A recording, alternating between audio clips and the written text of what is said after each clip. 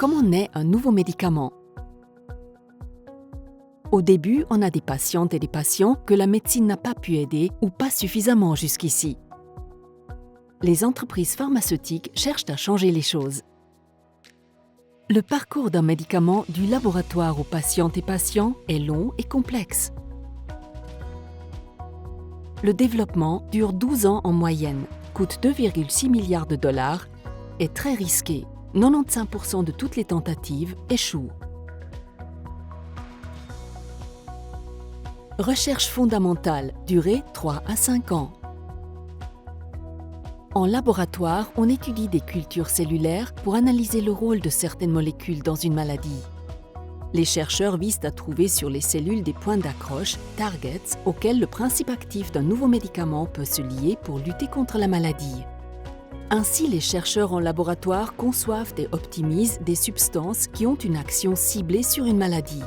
La sécurité et l'efficacité sont contrôlées dans le cadre d'expériences biochimiques et avec des procédures assistées par ordinateur.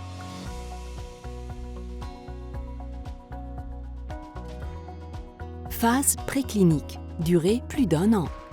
La recherche fondamentale est suivie par la phase préclinique. Celle-ci consiste à administrer les substances à des animaux afin de pouvoir garantir la sécurité et l'efficacité. On examine la tolérance et les effets secondaires, l'impact sur le corps, les cellules et les organes, et si les substances donnent l'effet souhaité.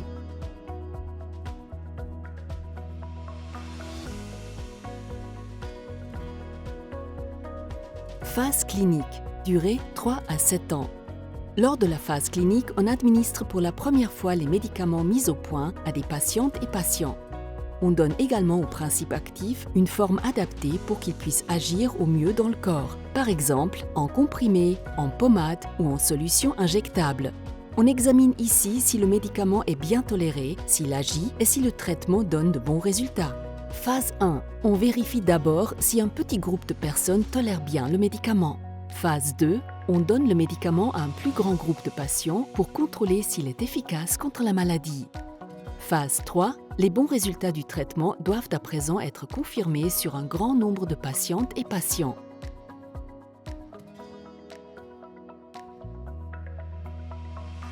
Autorisation est mise sur le marché, durée jusqu'à 4 ans. Avant d'autoriser le médicament, l'Institut suisse des produits thérapeutiques, Swissmedic, en contrôle la sécurité, l'efficacité et la qualité. Nous touchons alors au but. Mais pour que tous les patients et patientes puissent être traités avec le nouveau médicament, l'Office fédéral de la santé publique doit l'intégrer à la prise en charge par les caisses d'assurance maladie et fixer un prix pour que celles-ci le payent. Les fabricants, des professionnels et les autorités continuent d'observer le médicament dans son application à grande échelle pour repérer des effets secondaires rares. De potentiels effets secondaires doivent être signalés et évalués par Swissmedic. Après 12 ans environ, 2,6 milliards de dollars d'investissement et de nombreux échecs, le nouveau médicament a atteint son objectif. Il peut aider et guérir des patientes et des patients. Plus d'informations à ce sujet, interpharma.ch.